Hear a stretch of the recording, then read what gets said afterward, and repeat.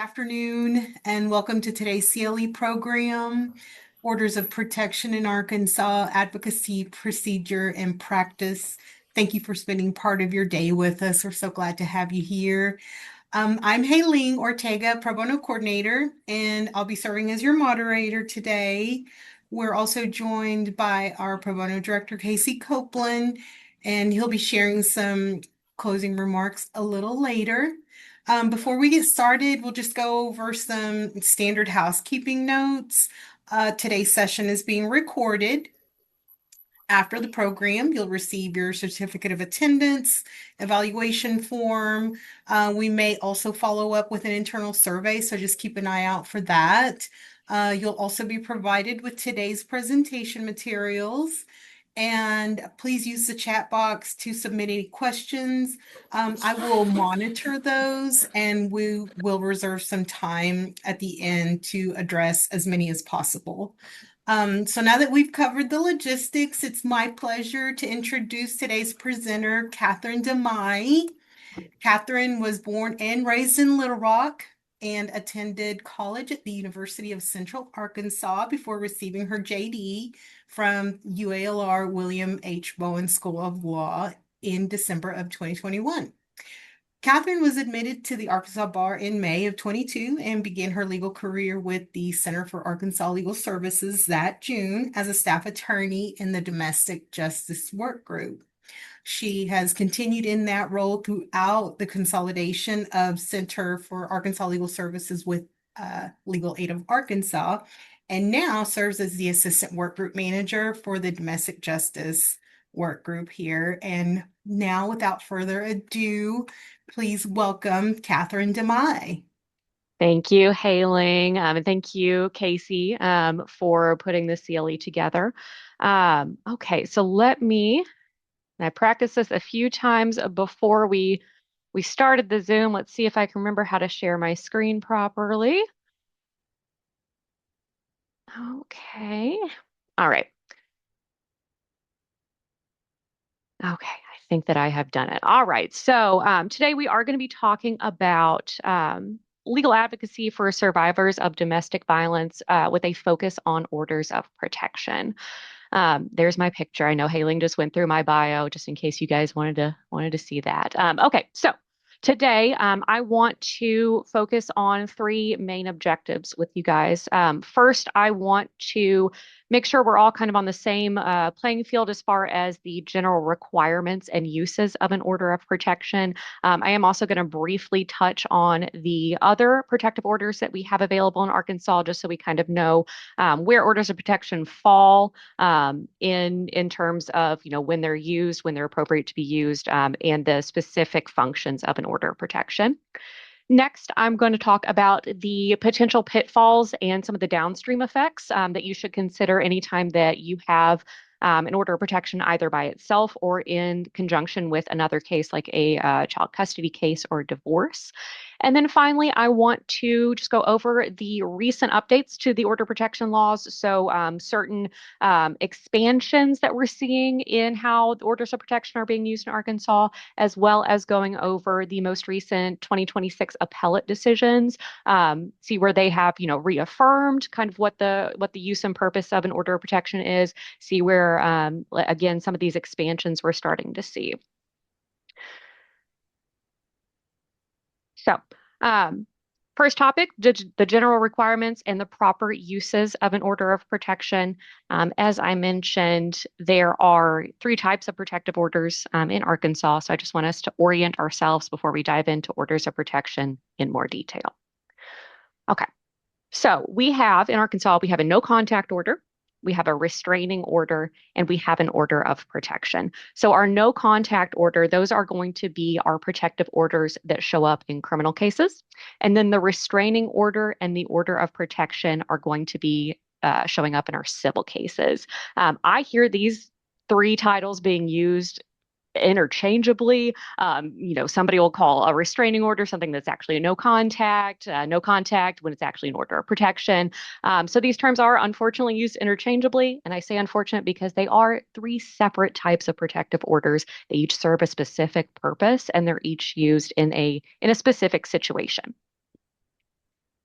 So the first one I want to talk about, the no contact order, just briefly, because I'm sure you guys are familiar with these. These are they show up in criminal cases. They are put in place. Really, they can be put in place at any time during a criminal case, whether that's at the first appearance all the way to the last day of the jury trial. At any point, a no contact order can pop up. They're generally issued kind of towards the beginning of a criminal case. But they are issued by the court. The court will set the terms of a no contact order. These do carry the prohibition on the defendant from possessing a firearm or other weapon while a no contact order is in place. And then a violation of a no contact order is considered a Class A misdemeanor, the most serious of the misdemeanors. Um, Now, whenever there is a no contact order in place, of course, the defendant and the victim can request a modification of the terms of the no contact order or ask that the no contact order be lifted. Generally, especially if it's a case that involves a domestic battery, anything like that, we do recommend, I always tell my clients like the judge thought that a no contact order was going to serve a good purpose. They put that in place for a reason. So unless you have just like a really good justification for it, I tend to tell my clients to just kind of let the no contact order sit in place. There may be other ways that we can address whatever the reasons you're asking to have it lifted. There may be other ways that we can deal with those other than terminating or lifting a no contact order. All right. So in the first of our two civil protective orders, the restraining order, these are also issued by a judicial officer as a matter of civil procedure, and these are primarily used to keep the peace in civil matters. So, as you guys know, divorces, child custody cases can get very heated very quickly. So, restraining orders, I really see them as keeping the peace, keeping tensions low, trying to keep emotions kind of at a manageable level while this kind of more high stakes, more emotionally charged civil case goes on in the background. Um, Typical restraining orders that you will see are going to be ones that, in a divorce prohibit either party from selling off marital property so that we're not hiding marital assets while a divorce is ongoing. You can see restraining orders where children are not allowed to be removed from the state of Arkansas while a custody matter is ongoing or a divorce or a guardianship. You can also see ones that are kind of aimed at making sure the parties are on their best behavior while a divorce is ongoing. So, restraining orders keeping either party from bothering or criticizing the other party, whether that's in front of the children, whether that's on Facebook or online. And again, these are as you can see, these are to keep people civil to each other, to keep people kind of on their best behavior, and to keep heightened emotions at bay while we have other issues, other legal matters ongoing before the court. Okay, so now that takes us to our orders of protection. So orders of protection, they've been created by the state of Arkansas because the state really saw that there was no adequate mechanism, adequate legal remedy for its citizens when they are facing domestic violence. So, there can be a situation where a client has experienced domestic violence, and maybe they've even reported it to the police. Maybe the police, it doesn't, maybe whatever happened didn't quite meet the threshold for charges being filed. And so, that doesn't mean that domestic violence didn't happen just because, whatever was involved in the incident didn't rise to the level of a domestic battery, an assault, a sexual assault. That still leaves an Arkansan dealing with domestic violence. And before the Domestic Abuse Act was put in place and an order of protection was created, there wasn't really any good way for Arkansans to deal with the domestic violence that they were facing if the criminal routes are kind of not available to them, right? So the state of Arkansas They provided this mechanism for the purposes of, promoting and protecting the general health, the welfare, and the safety of its citizens, thereby, providing an actual way for the state to intervene when there is domestic abuse ongoing, and with the goal of, preventing further violence to its citizens. So this is obviously a important governmental interest. Unfortunately, domestic violence is very widespread, not only in our state, but across the nation. And this way, we actually have a legitimate way to, remove the offenders, remove the abusers, keep the survivors of domestic violence safe when there may not have been another way for them to protect themselves. So, with the creation of the Domestic Abuse Act, we're hoping to get some sort of, protective mechanism in for our citizens. Um, so, what exactly does the Domestic Abuse Act cover? Well, in order to have a client that is able to apply for and get an order of protection, they do have to meet a couple of thresholds requirements. So, first off, pretty obviously, there has to be domestic abuse.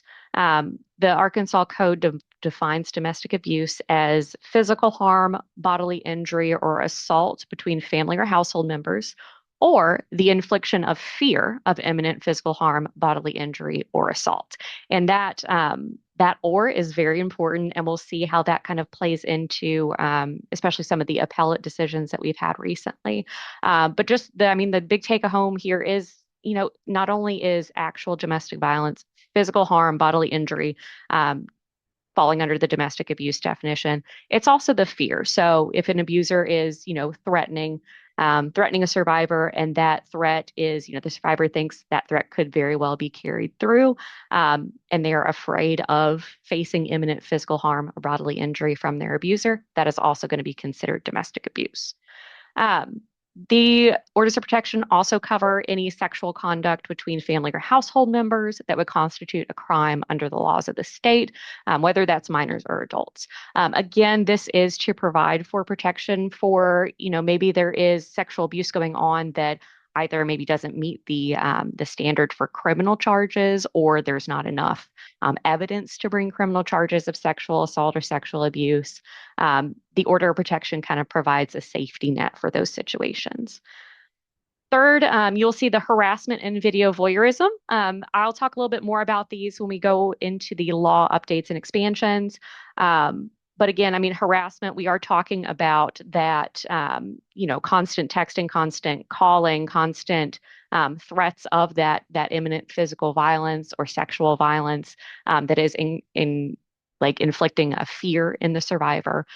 Video voyeurism, this is also an expansion of the kind of, I guess it's an expansion of the revenge porn laws that we have in Arkansas. I have not seen any of these cases come up yet. I did a very long search on Lexis trying to find how video voyeurism kind of tracks onto orders of protection. I wasn't able to find any cases that have been brought yet, but it's 2026. I'm sure that those cases we'll start seeing them soon.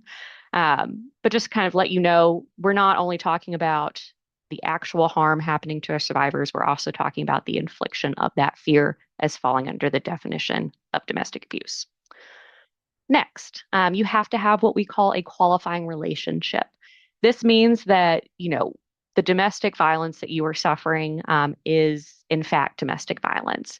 There is a difference between, an ex-boyfriend making threats to harm you, that is inflicting fear in you, and the difference between that and the ex-boyfriend's sister's roommate that may be just posting about you on Facebook and calling you names on Facebook or the internet. That's a situation where you wouldn't have that qualifying relationship. So the law really does require both the domestic abuse and the qualifying relationship, and that's a pretty broad category. So this can be, spouses, former spouses, parents and children, blood relatives, in-laws, any children that are residing in the household, past or present cohabitation, any parties that have a child in common, or anybody that was in a past or present dating relationship. Now, say you have both the domestic abuse and a qualifying relationship, what are the next steps? So you can go to the courthouse. You can file an order of protection, and under the laws of the state, circuit clerks in the courthouses are actually mandated to assist with filing. They're supposed to provide simplified forms and provide clerical assistance to petitioners. In my practice, I've noticed that some counties are better at this than others. So we do have occasionally clients that'll call us and say, I went to the courthouse, nobody was there to help me. So it is important that you guys know that that is mandated by the law, but obviously, what the law says and how it's applied and enforced is there's always a little bit of a difference in those two. But say you've gone to the courthouse, you talked to the circuit clerk, you're ready to file. You have that qualifying relationship. There is domestic abuse. You do believe you are in immediate and present danger of this domestic abuse. Then you can file for the order of protection. There are options on where you can file the order of protection. So the code provides that you can file either in the county in which you permanently reside, or if you have to have fled to a domestic violence shelter, you can also file in the county where the domestic violence shelter is. You can also file in the county where the abuse occurred or where the respondent may be served. So oftentimes I have clients that, especially in the more rural areas of Arkansas, they have shared residence with the abuser and they've had to flee on very short notice. They may end up at a family member's house, at a friend's house. They may end up at a domestic violence shelter, and that shelter or that friend's house may be in a different county than their shared residence is located in.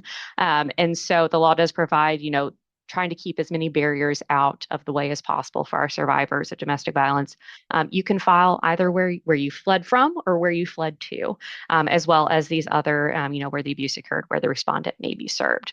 So I always like to let people know that barrier is provided for in the code, and we're trying to make it as easy as possible to file for an order of protection if you need that level of assistance from the state. Um, Another barrier that the code is very good about trying to get rid of is fees. So there shouldn't be a filing fee. There shouldn't be summons fees. There shouldn't be any subpoena fees for witnesses whenever you're dealing with an order of protection case. Most of the time, the courts have the county, the county that you're in. Those courts will have a relationship already with the sheriff's office. And I know Pulaski's really good about this. They have an entire system set up where as soon as an order of protection is filed, they take it downstairs to the judicial services, little satellite office of the sheriff's office, and they know how to serve a respondent in that sort of situation. They know that they're not going to be collecting any fees on that. You can ask if there are any associated fees with the case. You can ask that those be assessed against the respondent once you're at the final hearing. All right. Um, and then again, I just, I wanted to mention that the new trends, we're talking about the domestic abuse. I would still encourage to if there is domestic abuse as through video voyeurism or harassment only, where there is still that fear of imminent harm, I would still encourage to go ahead and file for the order of protection, just because those are, not really quite sure exactly how judges are ruling across counties or across, which judges is ruling a certain way. But the appellate law is supporting these, especially these harassment only orders of protection. So I do encourage, if that is the basis, if there's maybe not physical evidence of abuse, survivors can still file for an order of protection on the harassment only basis, because they're still going to get a hearing, right? So the way that the order of protections kind of work is that you apply for the order of protection, a judge looks at it the same day and makes a decision on if there's going to be an ex parte given or if there's just going to be no ex parte, and then a final hearing set. So you apply for the order of protection, you get the decision if you're going to have a temporary order in place. While that temporary order is in place, you're going to have some time before the hearing to serve the respondent. For orders of protection, you do have to serve the respondent 5 days before that hearing. If you can't get that done 5 days before, and again, usually this is going through a sheriff's office, you can just ask for a continuance at the hearing.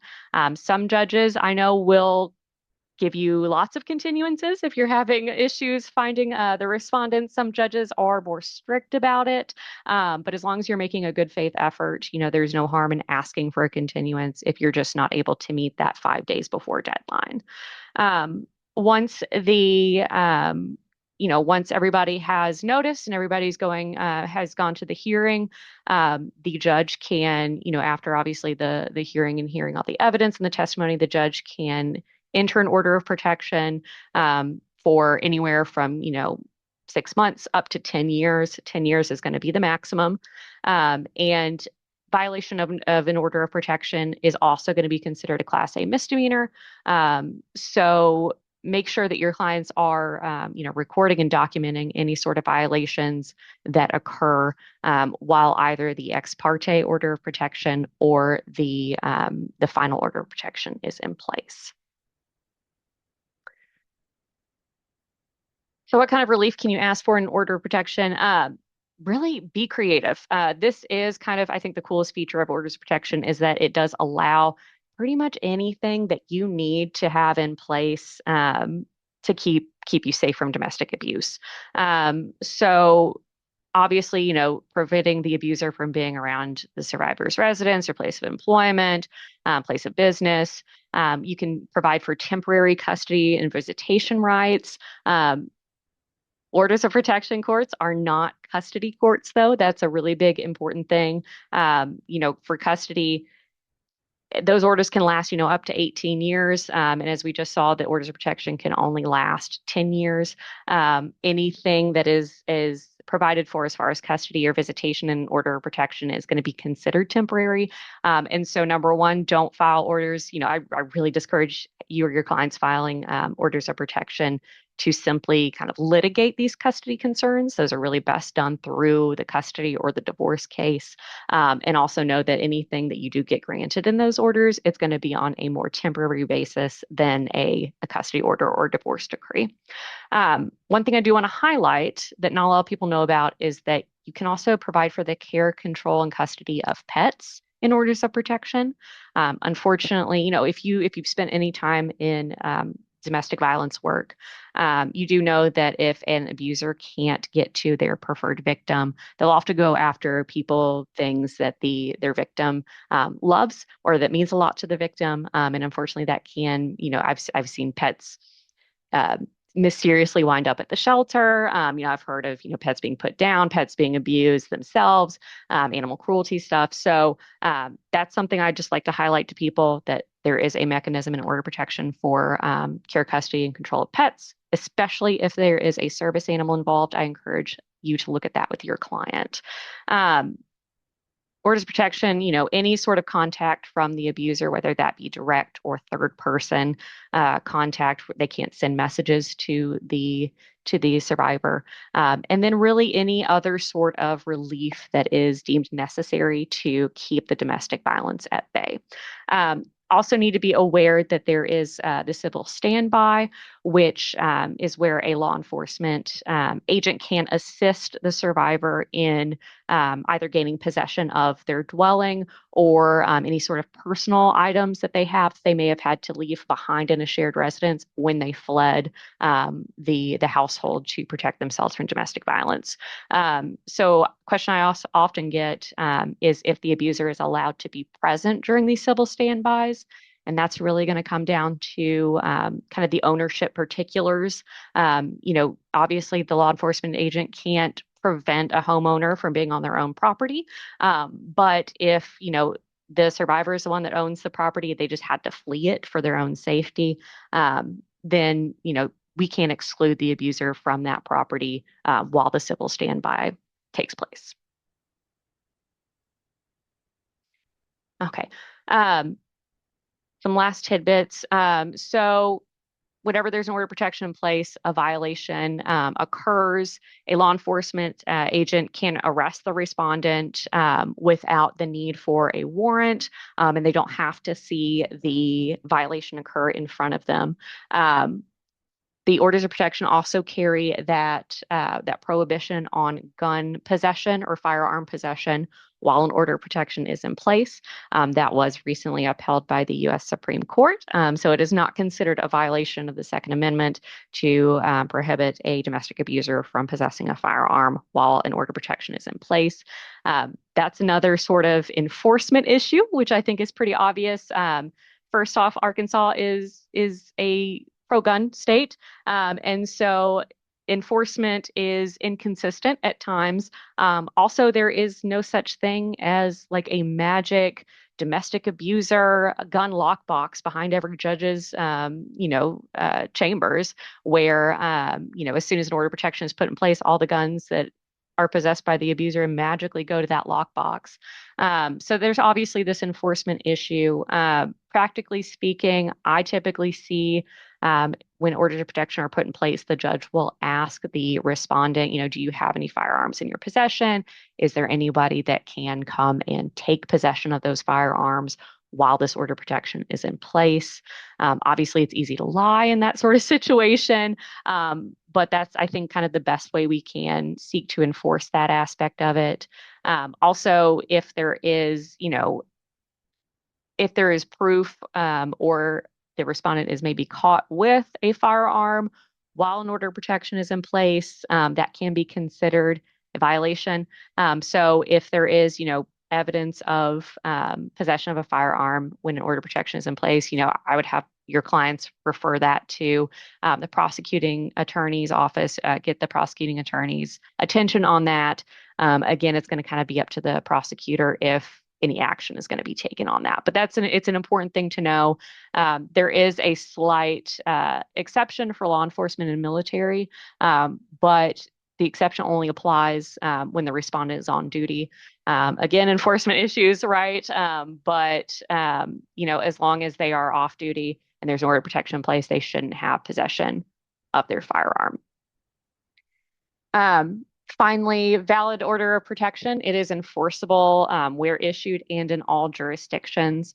Law enforcement really can't refuse to help enforce an order of protection as long as it's facially valid. So if you have an order of protection from Alabama that you're seeking to have enforced in Arkansas, as long as everything looks legitimate, law enforcement should help you enforce that. Now, obviously, if it's written in crayon, if Alabama is misspelled, if it's signed by Judge Barney, the purple dinosaur, it's clearly not a legitimate order, and law enforcement can refuse to assist. We also, just as an advocate tip, I do advise my clients to keep a copy of their order of protection on them at all times. They can also seek to register the order of protection if it's an out of state. They can seek to register it with whatever jurisdiction they move to, just so that everybody kind of has easy access to view the order of protection if we need to refer to it for whatever reason, or if you need to show to like law enforcement to say that you need help with enforcement or that it's being violated. Right. Now I want to move on to some of the common pitfalls and downstream effects that I see in my practice when dealing with orders of protection, either in isolation or with other cases like divorces or other child custody cases or guardianships. So, I want to talk about what happens when a client says there's an incident, and a client says that what happened was clear domestic violence, but maybe the opposing party is saying that actually there was domestic battery to them. Um, Sometimes the stories that your client comes to you with are not going to be cut and dry. And sometimes both sides in a domestic abuse incident may have committed some violent acts, right? This can be domestic violence victims, fighting back, trying to protect themselves. It can be arguments that, maybe our client has said something that led the opposing party to kind of initiate the domestic abuse, which not to say that our clients are causing the domestic violence, but just that may be something that the other party may point to. Um, so it's not uncommon for domestic violence victims to face charges themselves for actions that they took when trying to protect themselves. And especially if the abuser is good at hiding the abuse, it may look like the abuser is actually the victim in the immediate aftermath of an incident. So, um, it's always important to look at who has what evidence, what other witnesses were there, what sort of third parties can we bring in potentially for testimony at a hearing to kind of set the scene and give the whole story. Is there a pattern of domestic violence, or was this, an isolated incident? Maybe this one incident looks like our client may have been committing a battery, but if you look at the full pattern over, the past 2 years, it may become clear that this is actually, domestic violence that our client is facing, and they've just finally been able to fight back and protect themselves. So it's important to remember that our clients, they may indeed have to face their own criminal charges after an incident, after a violent incident, but whether a law was broken or domestic violence occurred, those are often two separate issues, right? So just because our client fought back and caught a battery charge does not mean that there wasn't domestic violence, and doesn't mean that they weren't, trying to protect themselves. Um, you can also have issues of there not being evidence of the domestic violence. I kind of alluded to this a second ago. What if the abuser is very good at hiding their abuse? It's especially true, if bruises are on parts of the body that are not readily visible in public, or bruising may appear only hours after the abuse takes place. Um, this is another area where I say, be creative with kind of what sort of evidence that you're talking with your client about. So, maybe they themselves didn't take pictures of the abuse or the bruising, but maybe, they went to a family dinner at a restaurant, that same day, or the day after, and somebody else was taking pictures at some other family member was taking pictures, and so maybe there is a picture out there client didn't take, but that does show, a client had a black eye on this date that they're claiming their partner, was domestically abusing them. If the abuse incident happened in public, like say it happened at a gas station, maybe there's some CCTV footage out there that actually shows, what happened, so that you're not having to rely on the he said, she said sort of situation. Um, Testimony wise, maybe somebody wasn't there to actually witness the abuse incident, but maybe they were on the phone with the victim, with the client at the same time. Maybe they heard the punches, maybe they heard slapping, maybe they heard, crying, or the client saying, stop hitting me. All of these can be presented as evidence of domestic violence when you don't have, just pictures of bruises, or, straight recordings of an incident occurring that the client comes to you with. So, I mean, we want to avoid, unfortunately, a lot of times, orders of protection hearings can come down to the he said, she said. So we want to avoid that as much as possible. If it is that sort of situation where all we have is our client's word, and the abuser's word, practice the testimony. That is my biggest tip in that sort of situation, is to make sure your client is comfortable telling their story, that they're consistent in telling their story, that they don't get flustered when they get to certain parts. Because remember, a lot of the fear is what kind of gets in the way for clients during the hearing. The good side of that is that if you can practice with your client and make sure that they are comfortable and coherent on the stand, that fear is enough. The fear of imminent physical harm is considered domestic abuse, under the statute. Um, so just make sure you're practicing that, being creative with kind of how you spin things and what sort of evidence may be out there that's not immediately obvious. Sometimes you'll also have situations where both parties have filed an order of protection. There's mutual orders of protection out. There's dueling orders of protection. So, one of these may have been done in retaliation. Both parties may have a legitimate belief that they are both victims of domestic violence. So, this isn't unheard of in courts. Oftentimes they will keep I see a lot of times they'll keep the cases separate, so there'll be two different order of protection cases. They won't be merged or consolidated, but they'll be heard on the same day at the same time, so that the court can kind of take care of everything all at once, and everyone can kind of, give their side without a lot of time between hearings. But you can often tell a lot about the expected outcomes of such hearings by just looking at the petition, right? So maybe only one party was granted an ex parte order of protection. Maybe one party filed on allegations of, being hit in the face, being spat on, being severely abused, and the other party is filing a petition saying, they call me names. Look at the differences between the two petitions. Look at who has, what sort of evidence they say they have that they want to present. Is there overlapping evidence? Is one party saying, this picture shows domestic abuse, and the other party is saying this picture shows that she, puts makeup on and makes it look like she's being domestically abused. So I can't stress enough to look at the petitions, compare them side by side. This may also be if it may be an opportunity to enter into some sort of agreement with the other party for a mutual protective order. Maybe these two people, they kind of disagree on what exactly happened, but they both agree that they do not want to speak to each other again and don't want anything to do with each other. That may be a kind of an in to do a mutual order of protection or an agreed order. Sometimes you also have um, existing no contact orders, existing underlying criminal cases. These are especially true where there was enough for a prosecutor to bring domestic battery or domestic assault charges against a respondent, and then the client has also filed an order of protection. Practice good case awareness in these sort of situations.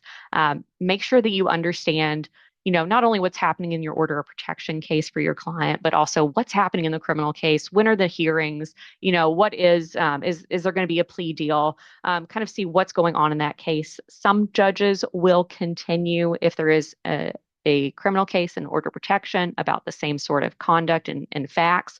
Some judges will extend an order of protection indefinitely.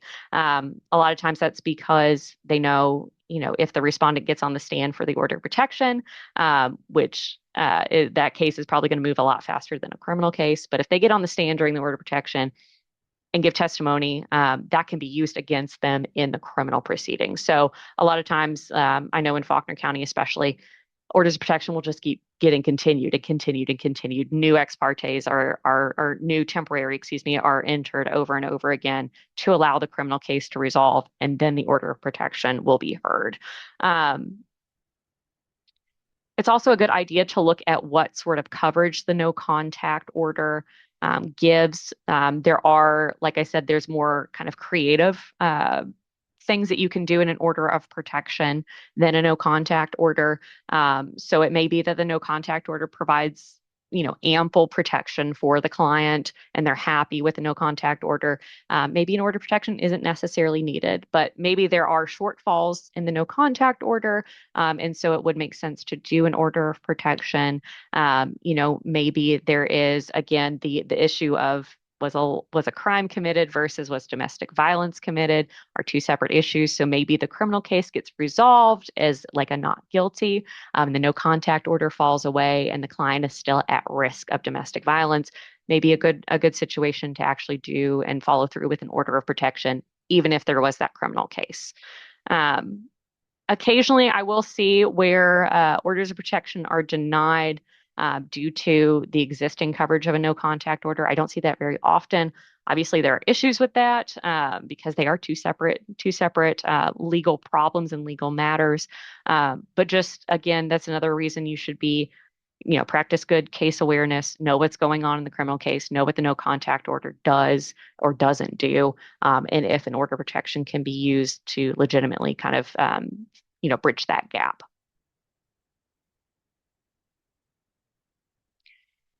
All right. Sometimes you do need to amend or extend an order of protection.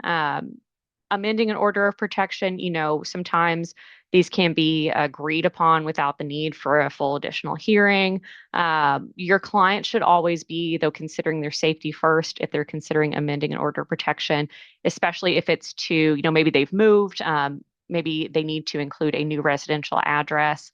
I tend to fall in the camp of, you can let the court know that you have moved to a new address and that you want the order of protection to cover, keep the abuser from that new address, rather than I hear a lot of clients will say, well, I've moved somewhere and now he doesn't know where I live, so I don't want to do anything that would possibly alert him to where I live. And I get that. Problem is, if the police don't know that he is not supposed to be, the abuser's not supposed to be at that location, there may not be anything they can do if the worst should happen. So just talk with your client, make sure that they are kind of considering the full range of possibilities if they're seeking an amendment for an order of protection. If they need an extension, just make sure that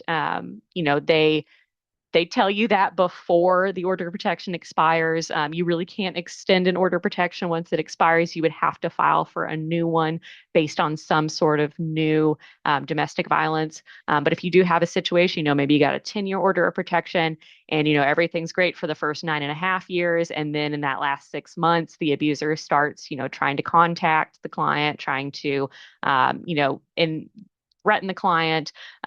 First off, report those violations because those are violations of the existing order of protection, and then make sure you're filing for an extension if you can get one of the order before the expiration, or if need be, filing for a new order of protection if the threats and the contact and the DV is happening after the previously in place order of protection expired. Okay. And finally, always have a safety plan with your clients. I tell my clients, an order of protection, yes, it's great. I love them. I'm so happy that Arkansas has them. But at the end of the day, they are just a piece of paper. And a piece of paper is not going to stop a bullet. The time in which a client is seeking to put an order of protection in place can be one of the most dangerous times for them. Service of process can greatly increase the danger of DV to our clients. Just the act of them standing up for themselves and trying to protect themselves can make their abusers angry, and put them at risk. So I always tell my clients, inform your village, let everyone and their dog know that you have an order of protection against your abuser. The more people that know, the more people and know what to do if the abuser, is coming around where they shouldn't be or threatening you or trying to pass messages along. The more people that know, the more people can kind of help protect you and speak up for you. I also encourage, if you guys don't, I'm sure you do, you already know about the Arkansas Coalition Against Domestic Violence. Their website is great. They have lists of DV shelters that you can refer clients to and other services. Another tip I always tell my clients, if you're concerned about not having proof of violations or the abuser coming around your home, it doesn't hurt to get, like some cheap security cameras off of Amazon so that at the very least, Amazon or other providers, so that at the very least you have, some sort of evidence if you do need to report a violation to a prosecutor.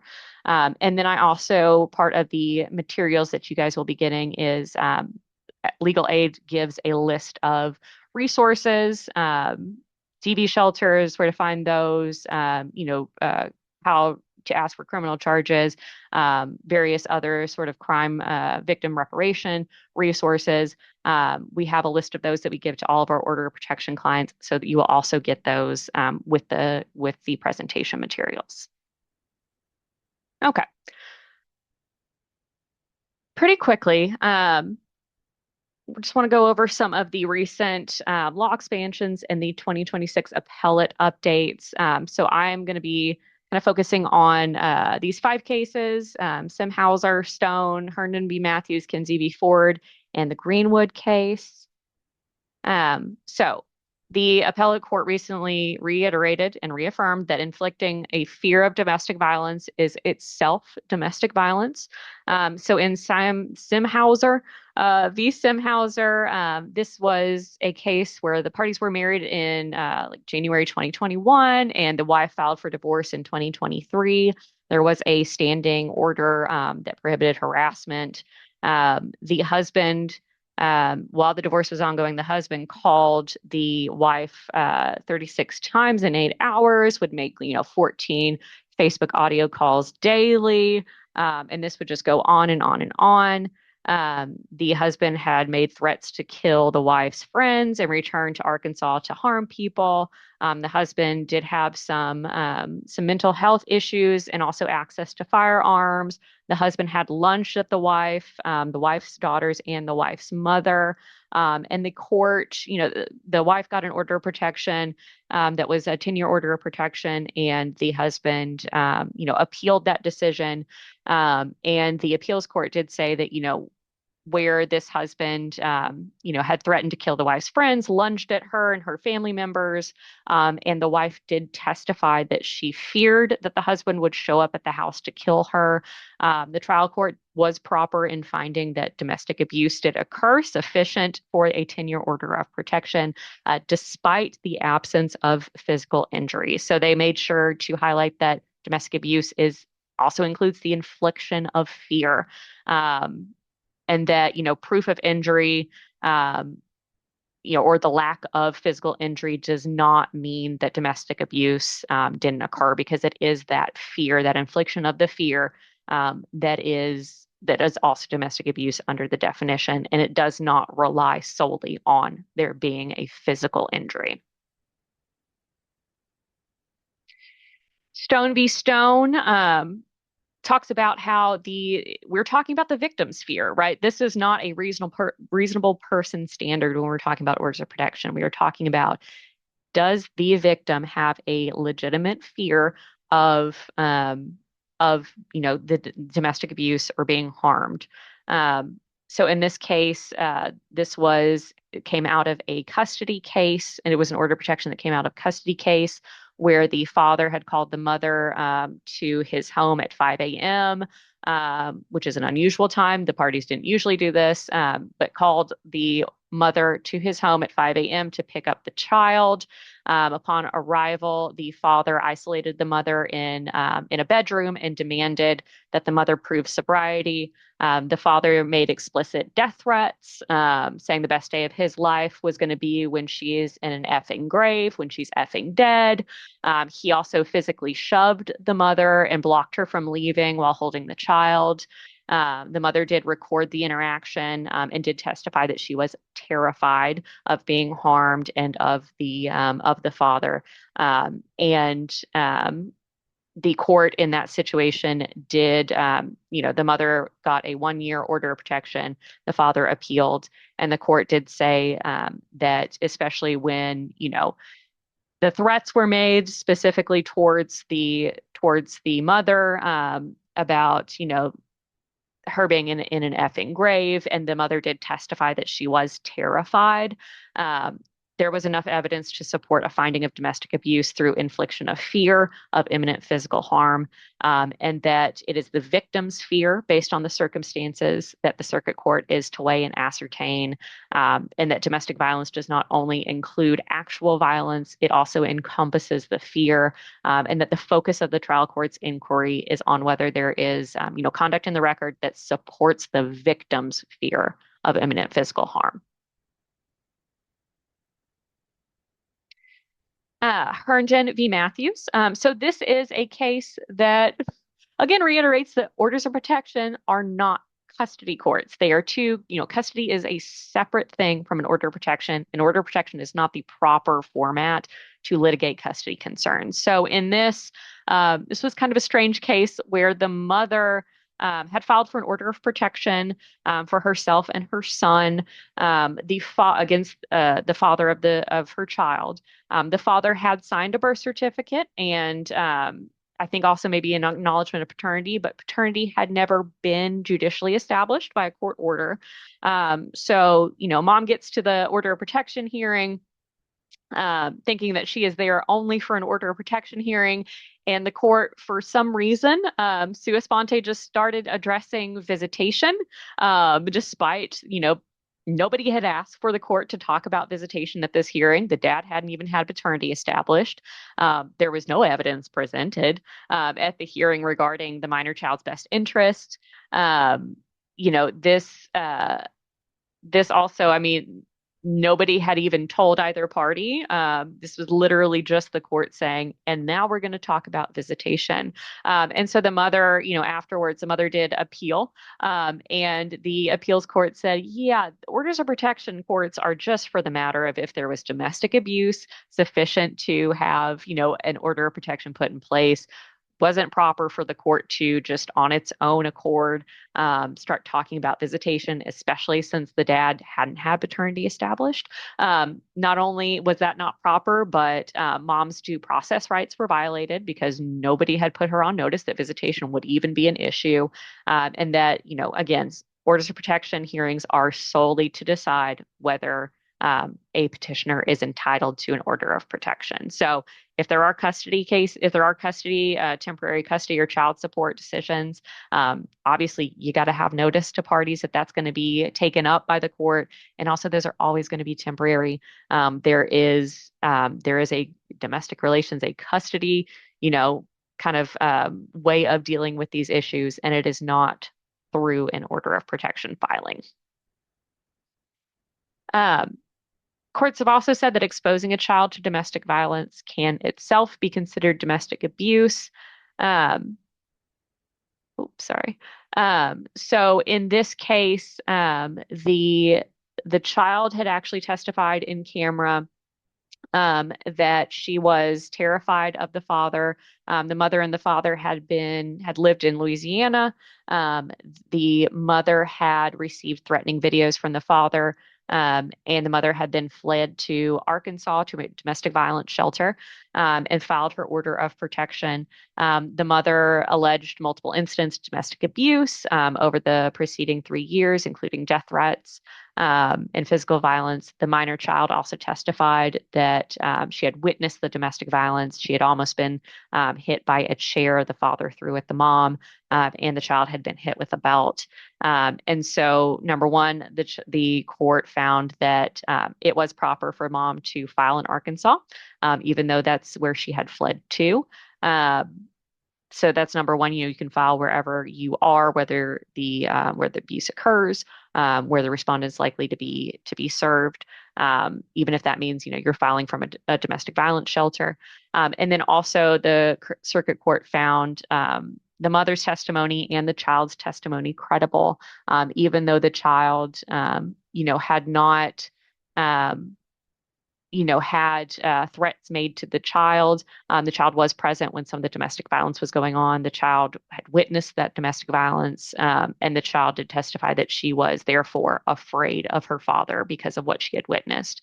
And so the appeals court did uphold that order of protection.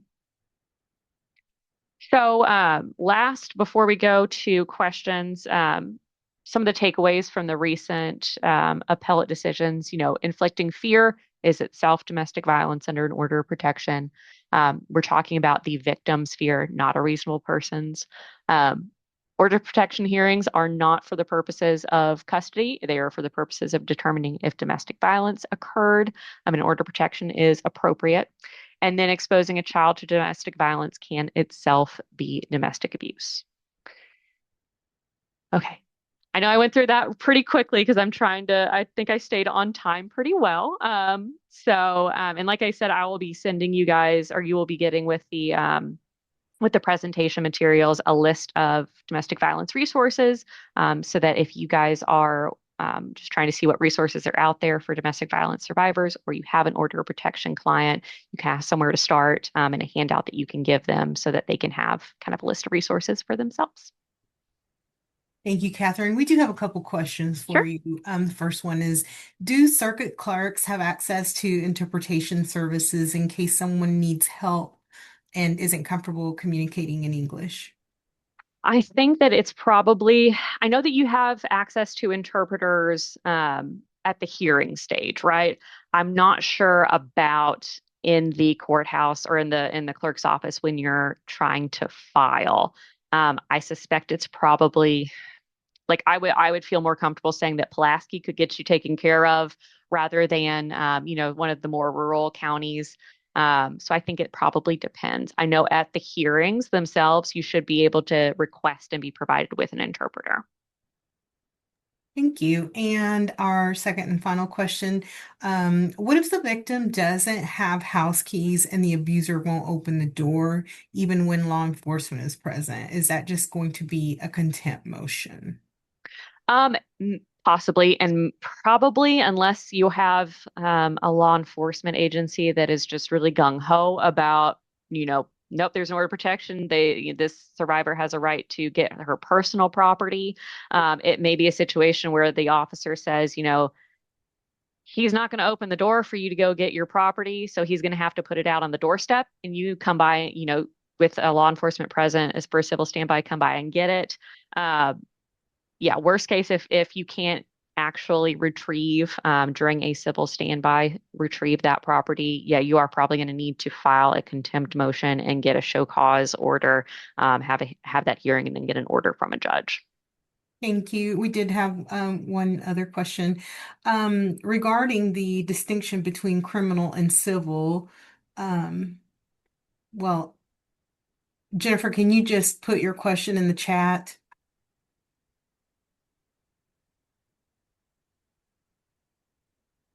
Or Jennifer, just come off mute and ask your question. Thanks. So, as someone who does not practice in this area, either on either front where I said criminal or civil, but I do have clients who have been involved with either or both. I want to know why isn't law enforcement taking care of all of them, and why is legal aid? What does a civil action even exist if it seems to me like somebody's hitting somebody, that's a criminal act. So I understand. I've watched from the very beginning, and I saw that you talked about criminals, so I'm confused. And I've always been confused about this. Right. And so I think that there is this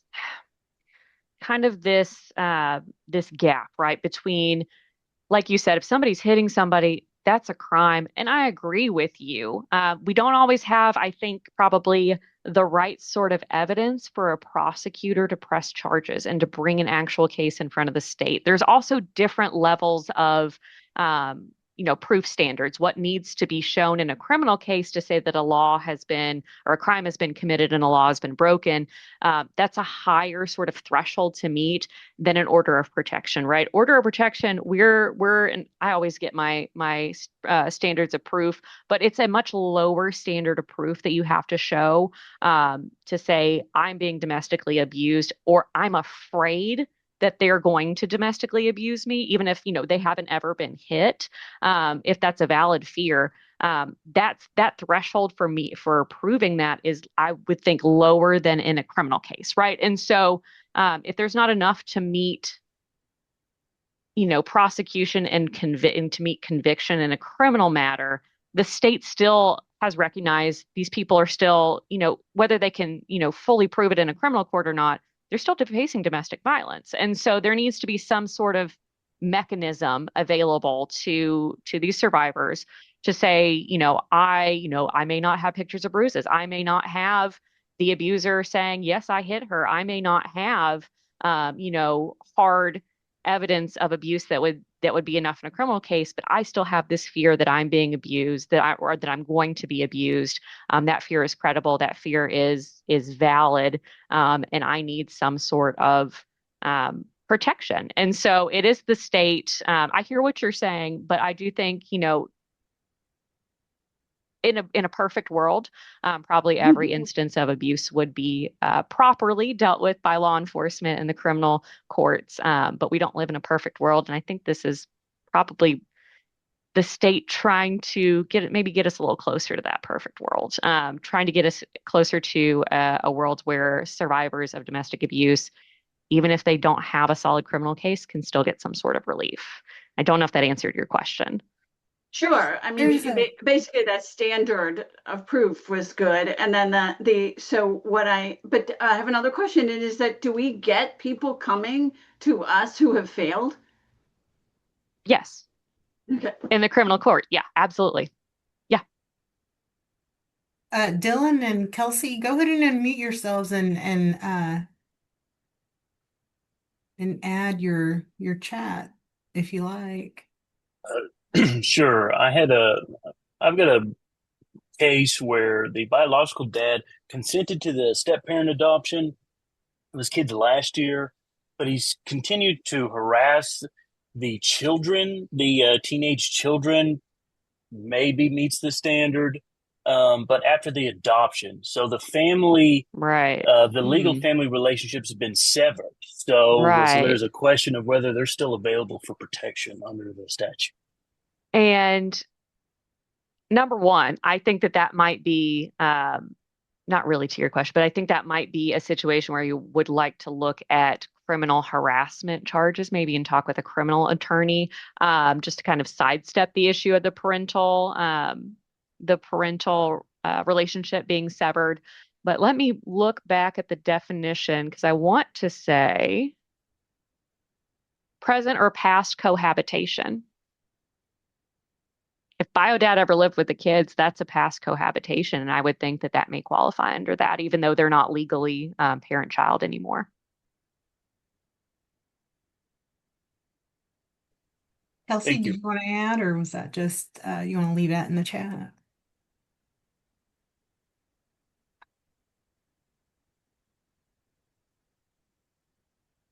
Well, we'll go ahead and move forward. Our pro bono director is going to join us for a few closing remarks. I just also want to say one more thing, just as a reminder that everyone will receive a certificate of attendance and evaluation form along with today's slides. If you did not register in advance, I will either shoot Casey or I an email, or I will ask that the forms be passed along to you. I want to thank everyone for joining us.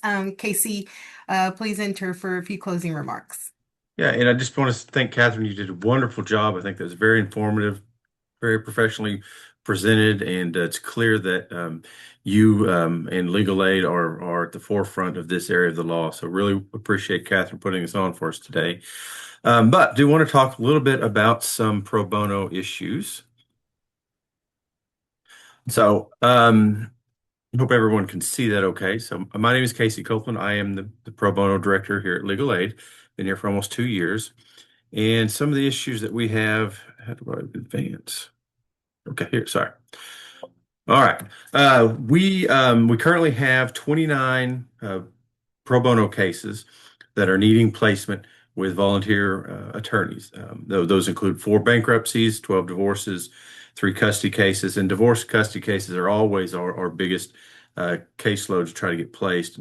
Some paternity and guardianship issues and estate planning issues. So that's what we have kind of out there right now. If that's in anybody's wheelhouse or area of expertise and you want to get some more information on any of those cases, just reach out to me or Haylene. We'd be glad to give you some details and let you make a decision on whether that's a case that you think you might be interested in helping someone out on. If you take a case from legal aid, we have a number of benefits that we can offer you. Cases that you take under us are covered by our malpractice insurance. We can help you with some expenses towards those cases, including mileage reimbursements. Everybody that does pro bono work can earn CLE credit for the pro bono work that they do, and just a number of other benefits that we can offer and try to assist you. And what we really try to do is we really try to act like an extension of you in your office. So if you need help communicating with a client, getting paperwork signed, things like that, you can also rely on our office or ask our office to help get those things done.